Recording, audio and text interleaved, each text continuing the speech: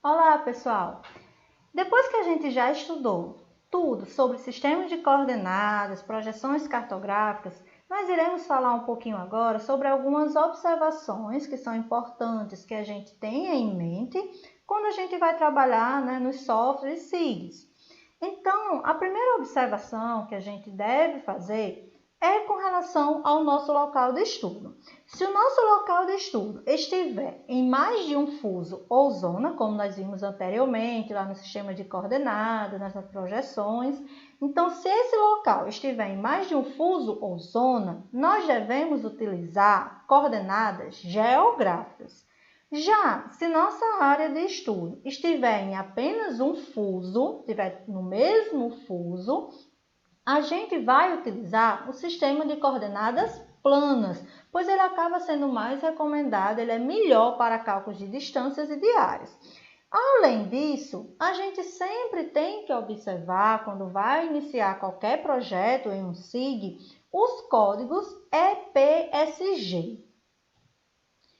Então, o que seriam esses códigos EPSG? Então, quando a gente trabalha com qualquer aplicativo SIG, sensoriamento remoto, uma das coisas principais que a gente tem que fazer assim que começar o projeto, antes mesmo até de importar o nosso banco de dados, os arquivos a serem utilizados, é determinar o sistema de referência de coordenadas dos projetos, dos arquivos, sejam eles vetoriais, rasters, no caso matriciais, enfim, de todo o banco de dados.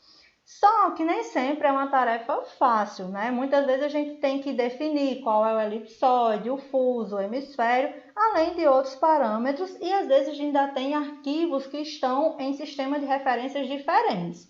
Então, sempre a gente tem que procurar padronizar e inserir essas informações antes de iniciar qualquer projeto.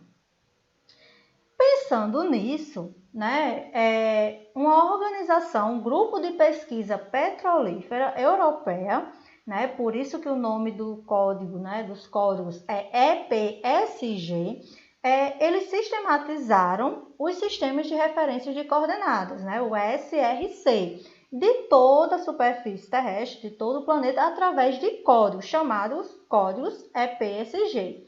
Então, os códigos EPSG nada mais é do que um código gerado pelo Grupo Europeu para as Pesquisas de Petróleo, sendo um código que representa o sistema de referência daquele local, ou seja, vai ser um código que vai representar qual é o dado e qual é o sistema de coordenadas que está sendo utilizado para aquele arquivo, para aquele banco de dados como um todo.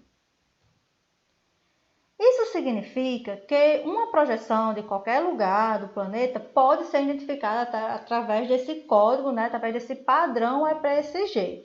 Então, aqui, como exemplo, se a gente tiver o código EPSG 4674, vai indicar que para qualquer pessoa que vai estudar nessa área, que os dados que ele está utilizando, sejam vetoriais ou matriciais, foram projetados para o Sistema de Coordenadas Geográficas SIGAS 2000.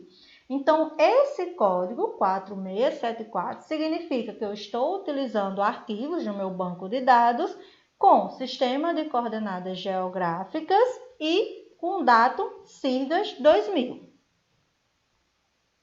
No software SIG, sempre a gente tem que observar esses códigos. Então, eu sempre recomendo, assim que você abrir um banco de dados, antes mesmo de importar e quando for importar, observar qual sistema de referência de coordenadas que os seus arquivos foram confeccionados, para que você verifique se precisa reprojetar ou não.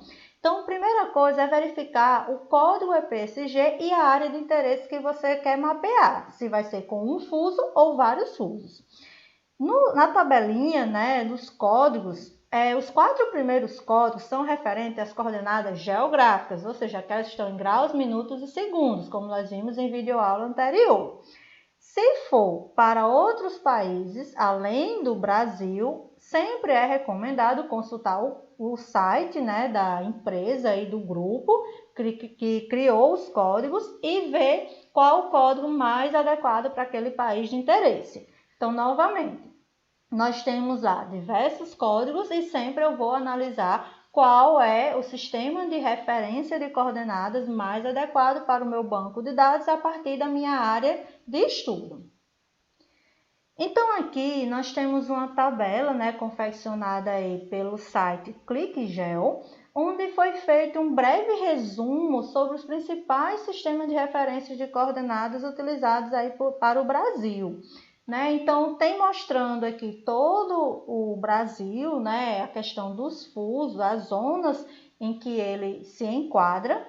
E, como eu falei anteriormente, os 4 primeiros códigos desta tabela estão se referindo a coordenadas geográficas. Se de repente eu quero fazer um estudo para o Rio Grande do Norte, né, pegando apenas esse lado mais a oeste, então eu vou procurar o sistema SIGAS 2000. Se no caso aí eu estou utilizando apenas um fuso, projeção UTM, zona 24, porque está na zona 24, sul, porque está no hemisfério sul. Então, eu iria colocar lá no meu SIG o código 31984 para o sistema de referência de coordenadas. A mesma coisa, né, o mesmo raciocínio eu vou utilizar aí para as demais áreas de interesse. Então, os 4 primeiros aqui, 4 primeiros códigos referem-se a coordenadas geográficas, os demais a coordenadas planas, onde eu tenho aí que colocar qual é o fuso, né, que eu estou utilizando, e no caso, se é coordenada plana, obviamente que vai ser utilizado aí, nesses casos, a projeção UTM e o SIGAS 2000 ou WGS 84, que são os dados mais utilizados, né? O SIGAS é o padrão para o nosso país, como também alguns dados mais antigos, que não estão mais sendo utilizados em projetos. Então, aqui é apenas a ilustração, né, do software QGIS e com a tela principal, onde a gente observa que o código EPSG vai aparecer sempre nesse canto inferior direito, como também ele diz aqui quando eu vou criar um novo projeto, né? Então, eu vou digitar esse código e ele já vai, de certa forma, quando eu quero procurar, quando eu quero achar qual sistema de referência que eu vou importar os meus dados, eu apenas digito no filtro esse código e ele já vai aparecer, onde eu posso selecionar e aí sim ativar para mudar, para alterar o sistema de referências do meu banco de dados. Então, de forma bem simples, a gente já localiza o sistema de referência, no caso aqui foi o dado, projeção UTM e também a zona, né, coordenadas planas, já localizo, coloco para aplicar e assim começo a trabalhar, a importar os meus dados e fazer todos os demais procedimentos que nós já temos aí, né, elaborados no canal. Inclusive, tem até o link para um dos vídeos aí.